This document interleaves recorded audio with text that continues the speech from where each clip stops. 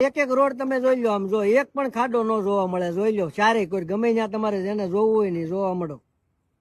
આ મંત્રી બધા અભણ છે પણ પ્રજા અભણ છે, ગમે એને મત દઈને બિહારી દે સીટ ઉપર. આમ જો આ બધી જવાબદારી સરકારની આવે, ખાડા પડી જાય શું થાય, રિપેર કરવા ન કરવા બધું સરકારને જોવાનું છે. સરકાર તો નથી જોતી, બધી અભણ બિહાર દીધા બધા મંત્રીને. પ્રજા અભણ છે. આ જો આ રોડ ઉપર તમારે ફૂટપાથ ઉપર હાલવું હોય તો અહીંયા ખાડો નહીં, રોડ ઉપર તો ક્યાંય ખાડો નથી, પણ સમજો અહીં ક્યાંક ખાડા દેખાય છે ક્યાંય? આ અહીંયા ચોખ્ખું જ એટલું જ, સમજો એક પણ પ્રકારનો ક્યાંય ખાડો તમને ન જોવા મળે.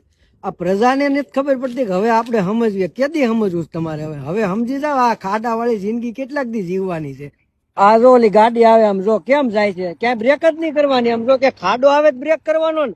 આ મંત્રીને બિહાર દીધા 8-5 વાળાને, એને તમે ગાળ્યું દો, મને તમે આમાં કોમેન્ટોમાં ગાળ્યું દો છો તો કઈ નહીં થાય ભાઈ. આ રોડ રસ્તા મારાથી કઈ નથી બનવાના ન્યાના. તમે 8-5 વાળાને બિહાર્યો છે, એને તમે કઈક કહો ને તો તમારા ખાડા પૂરાય, મને કીધે કઈ નહીં થાય. એટલે આમાં પ્રજા અંધભક્ત બધા છે ને, ખોટી ગાળ્યું લખવા ન્યા જેને કહેવાનું છે ને, લાગતા વળગતા ને એને કયો. બસ વાળો આવે બરાબર, આને બ્રેક જ નહીં કરવાની, ક્યાંય બ્રેક કરવાની જ નહીં. આમ જો ક્યાંય રોડ ઉપર ખાડો હોય તો બ્રેક કરે, હું આ બ્રેક કરે કયો? ધબધબાટી બોલાવે, દાવત દેવાનું, ગ્રેર નહીં પાડવાનું, કાંઈ નહીં, લીવર ઉપર પગ જ દઈ દેવાનું. અને બધા મજા આવે એવી ગાળું લખો છો આમ ને તેમ ને એમ. આ રોડ જોવો તમે, ગાળું લખો છો તો આ કરો ને, ત્યાંની સરકારને કયો ફોટા મોકલો આવડા ન્યુઝીલેન્ડના કે આવી રીતે રોડ બનાવો. એમ ગાળું લખવાનું બંધ કરીને સરકારની આમાં થાવ, મારી આમાં થાવ તો કાંઈ નહીં થાય ભાઈ.